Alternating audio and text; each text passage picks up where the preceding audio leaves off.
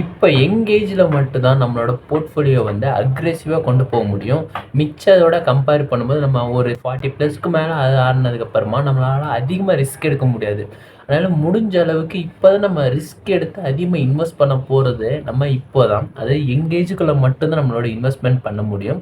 இந்த அக்ரெசிவான போர்ட்ஃபோலியோவை எப்படி மெயின்டைன் பண்ணுறது, இதில் அக்ரெசிவான போர்ட்ஃபோலியோவை கம்பேர்லியும் அதரோட அதிகமாக எப்படி ரிட்டர்னை கொண்டு வராங்க, இது ரியலாகவே இது ஒர்க் ஆகுதா இல்லையா அப்படின்னு நம்ம இந்த வீடியோவில் வந்து பார்க்கலாம். ஃபர்ஸ்ட் இந்த அக்ரெசிவ் போர்ட்ஃபோலியோவில் வந்து பார்த்தீங்கன்னா இந்த மாதிரி இன்வெஸ்டர் வந்து ஈக்விட்டி மார்க்கெட்டில் வந்து அதிகமாக இன்வெஸ்ட் பண்ண ஆரம்பிப்பாங்க. இவங்க அதிகமாக வந்து ரிஸ்க் தான் அதிகமாக எடுக்கிறாங்க கம்பேர்லி தேன் சேஃப்டியோட. இப்போயும் அவங்க ரிஸ்க் எடுத்தனால ஒரு 10 to 15 இயர்ஸ்க்குள்ள அவங்க அதிகமாக ரிஸ்க் எடுத்து மேஜராக போர்ட்ஃபோலியோவில் ஒரு 15 இயர்ஸ்க்குள்ளேயே கிட்டத்தட்ட 2 to 3 crores மேலே வந்து அவங்களோட போர்ட்ஃபோலியோ வந்து பில்ட் பண்ண வைக்க முடியும். நீங்கள் இந்த மாதிரி எங்கேஜுக்குள்ளேயே இருந்தீங்கன்னா இப்போவே நீங்கள் வந்து இந்த மாதிரி இன்வெஸ்ட் பண்ண ஆரம்பிச்சிடலாம். இதெல்லாம் தெரிஞ்சிருச்சு. அப்போ எந்த ஏஜுக்குள்ளே நம்ம வந்து இன்வெஸ்ட் பண்ண ஆரம்பிக்கணும், அதாவது அக்ரெசிவாக என் போர்ட்ஃபோலியோ வந்து நான் பில்ட் பண்ணணும், என்னோட போர்ட்ஃபோலியோவில் அட்லீஸ்ட் ஒரு 15 இயர்ஸ்க்குள்ளேயாச்சும் நான் 5 crores நான் அச்சீவ் பண்ணணும் அப்படின்னு நீங்கள் இருந்தீங்கன்னா, அதாவது ஃபஸ்ட்டு நீங்கள் வந்து உங்களோட ஏஜை தான் நீங்கள் பேராமீட்டர் எடுத்துக்கணும். இந்த ஏஜுக்குள்ளே வந்து பார்த்தீங்கன்னா கிட்டத்தட்ட 25 ஏஜ் டு 35 ஏஜுக்குள்ளே நீங்கள் இருந்தீங்கன்னா அக்ரெசிவாக நீங்கள் இன்வெஸ்டர் ஆரம்பிச்சிடலாம். கம்பேர்லி நீங்கள் 21 ஏஜுக்குள்ளே அது இன்னும் எங்கேஜ்லேயே நீங்கள் இன்வெஸ்ட் பண்ண ஆரம்பிக்கிறீங்கன்னா ரொம்ப அட்வான்டேஜ் உங்களுக்கு நிறையவே கிடைக்கும்.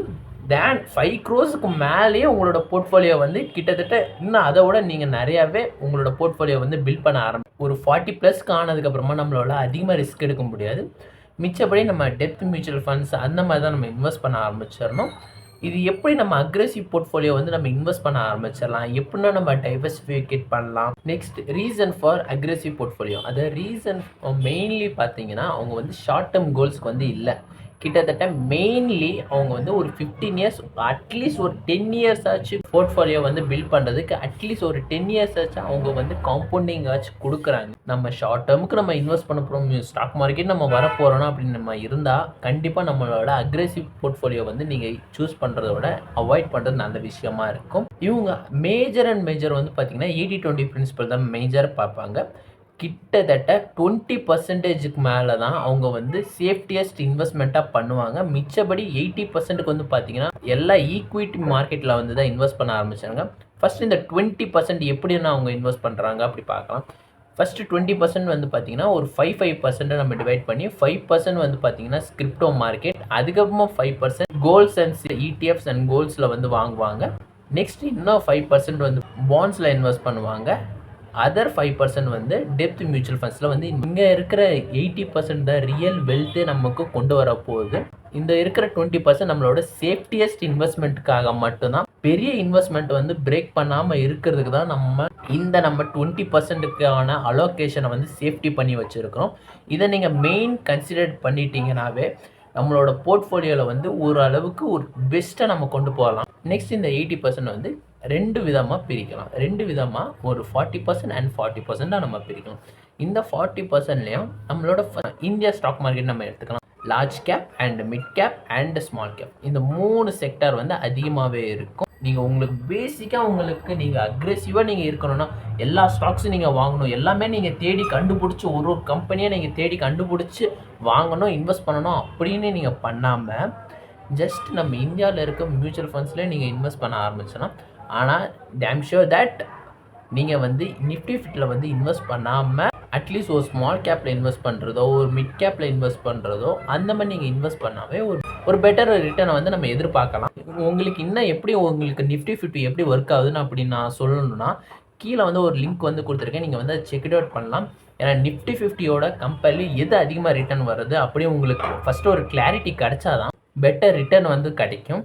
நம்ம large cap, mid cap and small cap, இந்த ஸ்மால் கேப்பில் வந்து தான் நம்மளோட 50%க்கு மேலே வந்து நம்ம இன்வெஸ்ட் பண்ண போகிறோம். பெஸ்ட்டாக இருக்கிற ஏதாவது ஒன்று நீங்கள் தேடி கண்டுபிடிச்சி அந்த மாதிரி ஸ்டாக்ஸ் உங்களால் ஃபைண்ட் பண்ண முடிஞ்சிச்சு அப்படின்னு நீங்கள் இருந்துச்சுன்னா நீங்கள் அந்த மாதிரி ஸ்டாக்ஸை வாங்கலாம்.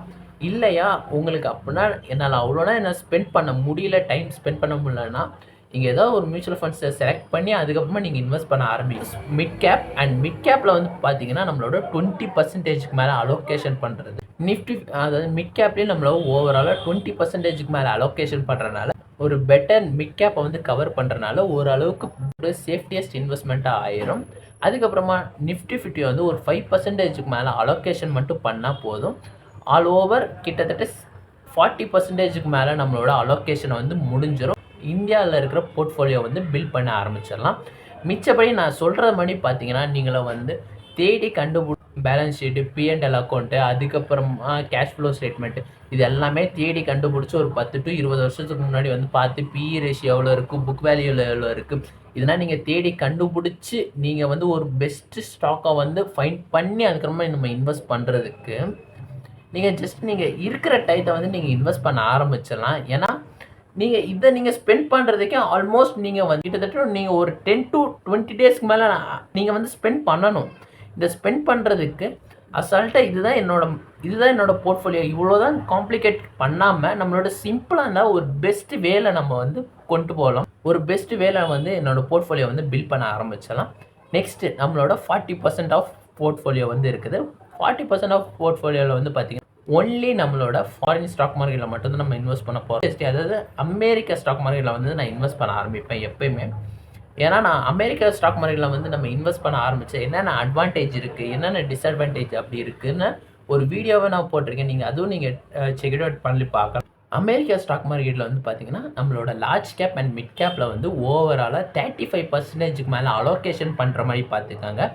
ஏன் இந்த 35% மேலே அலோகேஷன், அது ஏன் மிட் கேப்பில் வந்து நான் அதிகமாக இன்வெஸ்ட் பண்ணலாமே நீங்கள் வந்து கேட்கலாம். பட் மோரோவர் நிறைய நம்மளோட கம்பெனிஸ், அதாவது டெக் கம்பெனிஸ், அதாவது NVIDIAவை நம்ம எடுத்துக்கலாம். NVIDIA வந்து லாஸ்ட் ஒரு 5 இயர்ஸ்க்கு மேலே நம்ம டேட்டா வந்து பார்த்தீங்கன்னா 1300க்கு மேலே வந்து ரிட்டர்ன் தந்துருக்கு.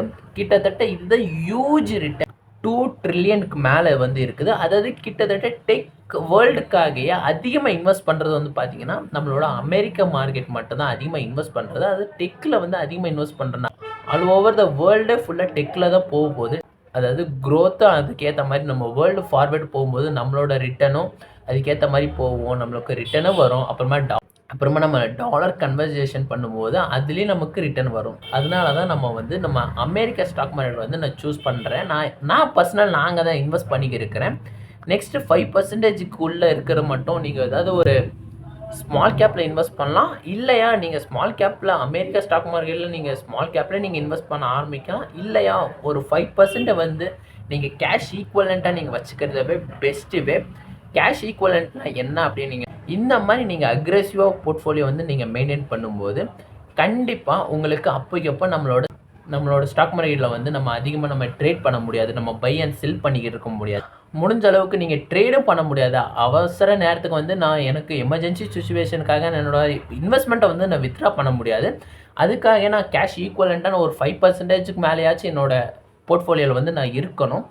அதனாலேயே நம்ம வந்து 5% கேஷ் வச்சுக்கணும். ஆனால் இந்த கேஷை வந்து இன்ஃப்ளேஷனுக்காக நம்மளோட பீட் பண்ணி கீழே டவுன் ஆயிரும். இந்த டவுன் ஆகிறனால நம்ம என்ன பண்ணணும்னா நம்ம பெஸ்ட்டு வே ஒரு ஸ்மால் ஃபினான்சஸ் பேங்க்ஸில் வந்து நம்ம இன்வெஸ்ட் பண்ண ஆரம்பிக்கணும். ஸ்மால் ஃபினான்சஸ் பேங்க்னால் என்ன, ஒரு புதுசாக இப்போ தான் வந்த பேங்க்ஸ் வந்து அவங்க வந்து ஹையஸ்ட் ரிட்டர்ன் வந்து தருவாங்க. சேவிங் அக்கௌண்ட்லேயே வந்து பார்த்தீங்கன்னா 7.8%க்கு மேலே வந்து ரிட்டர்ன் வந்து தராங்க. அது பெர் மந்த்துக்கு மேலே தராங்க. AU ஸ்மால் ஃபினான்ஸ் பேங்க்கில் வந்து நானும் நான் யூஸ் பண்ணியிருக்கேன். நீங்கள் அதுவும் செக் இட் அவுட் பண்ணலாம். ஏன்னா மெயின்லி நம்ம இன்வெஸ்ட் பண்ணுறதே ஒரே ஒரு விஷயத்துக்கு வந்து இன்ஃப்ளேஷன் பீட் பண்ணி நம்மளோட ரிட்டர்னை வந்து அதிகமாக பெருக்கிறதுக்காக தான் நம்மளோட இன்வெஸ்ட்மெண்ட்டே பண்ண ஆரம்பிக்கிறோம்.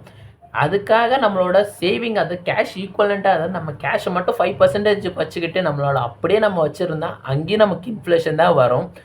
அதனாலேயே நம்மளோட ஸ்மால் ஃபினான்சஸ் பேங்க்லேயாச்சும் வச்சுக்கணும். இல்லையா நீங்கள் ஒன்றும் பேச வைக்கலன்னா டேரெக்டாக நீங்கள் பேங்க் அக்கௌண்ட்லேயே வச்சுக்கோங்க. ஏன்னா ஒரு 5% அக்ரெசிவ் போர்ட்ஃபோலியோவில் வந்து இதெல்லாம் நம்மளை மெயின்டைன் பண்ணி தான் ஆகணும். ஏன்னா நம்மளோட போர்ட்ஃபோலியோ வந்து கிட்டத்தட்ட ஒரு 20 வருஷத்தோ ஒரு அட்லீஸ்ட் ஒரு 15 இயர்ஸ்க்காச்சும் நம்ம ஹோல்ட் பண்ணணும்.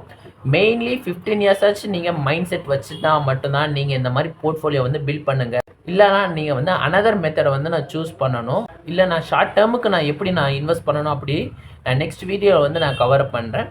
தேங்க்யூ ஃபார் வாட்சிங் திஸ் வீடியோ. இது உங்களுக்கு பிடிச்சிச்சுன்னா லைக் அண்ட் சப்ஸ்கிரைப் பண்ணுங்கள். தேங்க்யூ ஃபார் வாட்சிங்.